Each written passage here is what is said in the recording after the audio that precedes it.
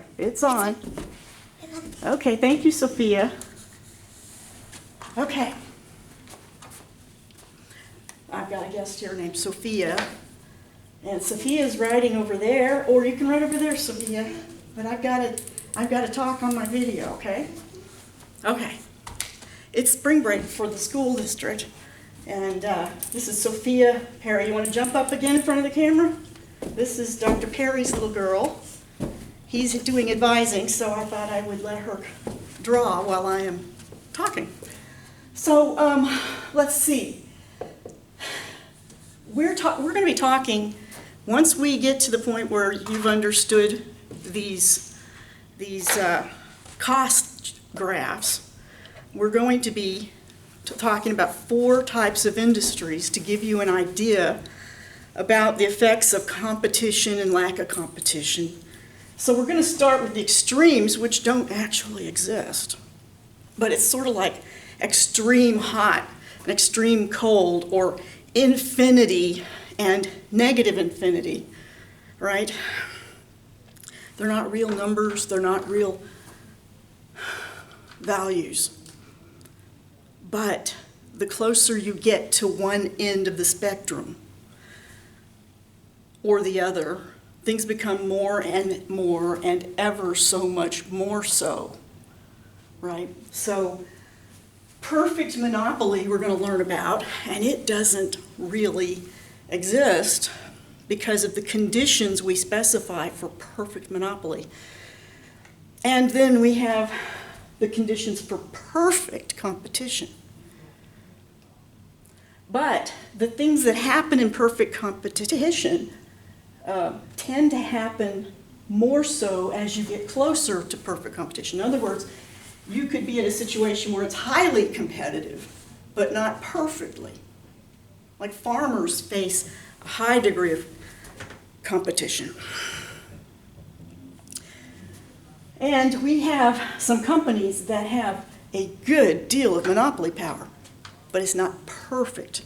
But as we go one way or the other, it becomes ever so much more like the extreme that doesn't exist. So we're going to learn perfect competition, and we're going to learn monopoly. And then once we learn the ends of the spectrum, then we'll talk about oligopoly, which is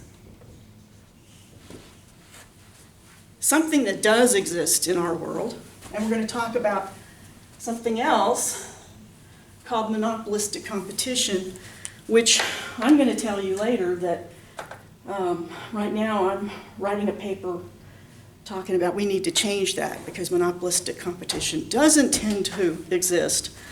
Something called brand competition tends to exist, and so I'm going to publish that. Probably this year or the next year. Don't steal my idea. I wish I could help with the video. Huh?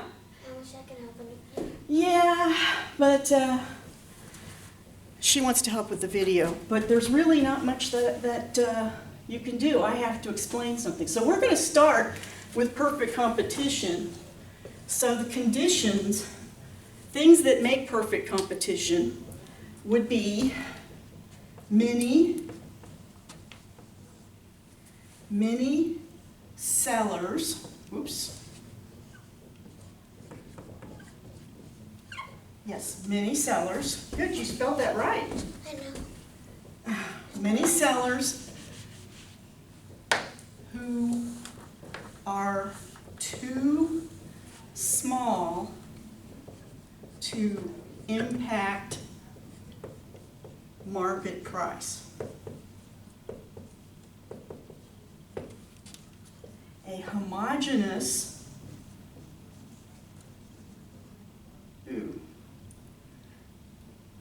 N-E-O-U-S, homogeneous product. That means same.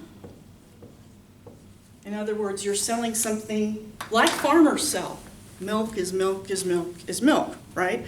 Corn is corn is corn. And soybeans, if you're a soybean farmer, you can't say, my soybeans are better than anybody else's, so I can charge more. No, your soybeans are the same as everybody else's, and there's a price for soybeans of a certain brand or type, right? So, product, you spelled that right as well. Okay, so you're selling something that you cannot differentiate. So this is a world without advertising, without brand names. Let's see.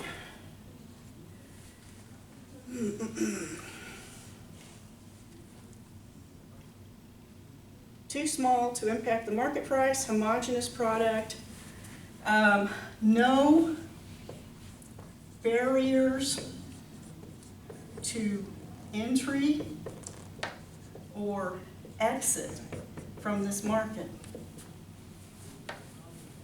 No barriers to entry or exit from this market. So think about this. A barrier to entry or exit can be a lot of things. It could be a licensing fee. It could be a trademark. Obviously, I can't go out and put golden arches up on my fast food restaurant without legal permission from McDonald's, and that would cost me, right? Even cutting people's hair, you would think, oh, well, all you need is scissors. Well, even with scissors, that's a barrier to entering the market. You see why there's nothing that's perfect competition. But we're going to talk later, hairstylists go to a lot of effort to make sure there are government barriers to entry into their field, and you'll find out why later. But they do. They make it to where you have to do a lot of studying and get licensing and pay licensing fees and stuff. So all of those things would be a barrier to getting in to the market. And that's why farming, by the way, is not perfect competition, because it takes a lot of money to become a farmer, right? You have to purchase land, you have to have equipment. It's not cheap. And also, there can be no barriers to leaving the market. If it's going to cost you a lot of money to get out of the market, or it's going to be difficult to exit for one reason or another, those are barriers to exit as well as barriers to entry. And so you can see why, I mean, think about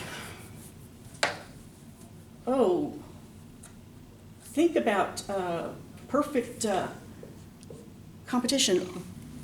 We'll have to have this discussion in class, because I can't have it here, about what industries could actually be, what could you do with not having to purchase anything. Hey, here comes Dr. Perry. Oh, are you locked out? Come on. There you go. There you go. She's been helping me. You love school? She left school. Great. So she's been doing a good job. All I right. helped her. Yeah. I remember that from some stuff. Monopolistic competition. Yeah, let me turn this thing off. Here we go.